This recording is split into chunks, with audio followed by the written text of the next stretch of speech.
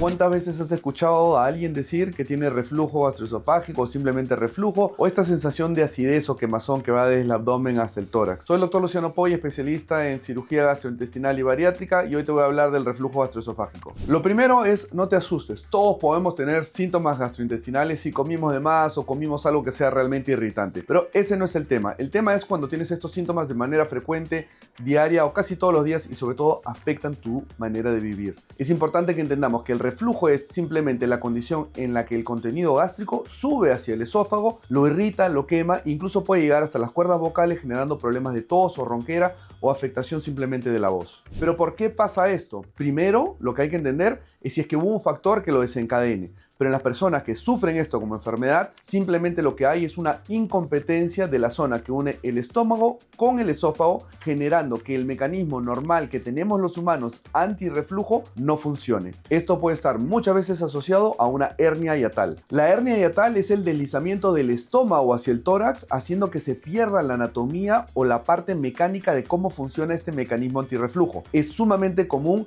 aumenta con el pasar de los años y se ve mucho en pacientes con obesidad o algún factor que aumente la presión intraabdominal, como grandes tosedores o mujeres que han estado embarazadas, y también hay un componente genético, así que a veces no es fácil esto de prevenir o de anticiparlo. En el video estamos viendo una hernia hiatal, que es el deslizamiento del estómago hacia el tórax. En la cirugía lo que se hace es se libera el esófago y el estómago y se reducen hacia la cavidad abdominal o se traen hacia la cavidad abdominal. Una vez que se ha liberado todo el esófago, se hace el cierre de este hueco en el diafragma que se ve en forma de V, y esto se hace con unas suturas continuas que van a aproximar estas partes del diafragma, que son los pilares del diafragma, haciendo el cierre perfecto de la hernia hiatal. Es importante saber que los hábitos y lo que comemos van a, sin duda alguna, tener una repercusión en estos síntomas. Comidas grandes, comidas ricas en grasa, que tengan ajís, condimentos, chocolate, café, pueden predisponer a que tengamos más reflujo. Además de eso, tenemos que fumar y alcohol. De todas maneras, van a predisponer a que el reflujo sea mucho más severo. Y siempre recuerden que el alcohol y fumar son los dos principales factores de riesgo para tener, creo que, cualquier tipo de cáncer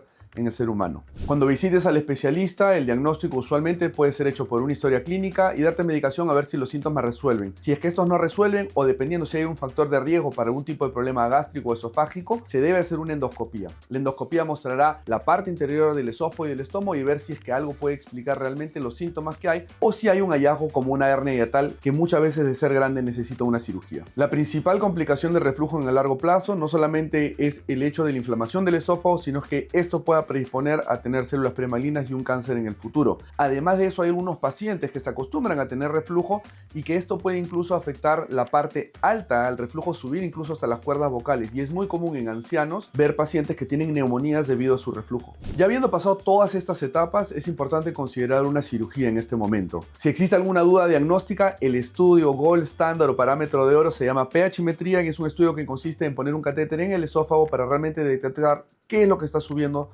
sea ácido o bilis, y realmente entender qué tan severo es este reflujo. La cirugía es una cirugía laparoscópica, hoy en día también robótica, como estamos realizando, y debe ser hecha por un equipo que tenga conocimiento o que haga este tipo de cirugías de manera frecuente. De esto dependerán los buenos resultados. La resolución del reflujo con este tipo de cirugías va del 85 al 95% a 10 años y la satisfacción del paciente es sumamente alta. Siempre ha habido el estigma de pensar que la cirugía no es necesariamente buena para un reflujo, pero este tipo de casos debe ser evaluado de manera individual, y cuando hay una buena indicación y una buena evaluación, estos pacientes se benefician muchísimo de tener la cirugía hecha y finalmente poder dejar una medicación que le tendrían que tomar el resto de su vida. El reflujo gastroesofágico tiene una alta prevalencia en los pacientes que tienen obesidad, y según estudios, incluso algunos hechos en nuestro centro, el 50% de los pacientes que tienen obesidad tienen reflujo. Y esto es un dato sumamente importante, porque en estos pacientes muchas veces la cirugía que se indique puede no solamente ayudar a tratar la obesidad, sino a ayudar con el reflujo. Y en estos casos la cirugía ideal para este tipo de pacientes se llama bypass gástrico.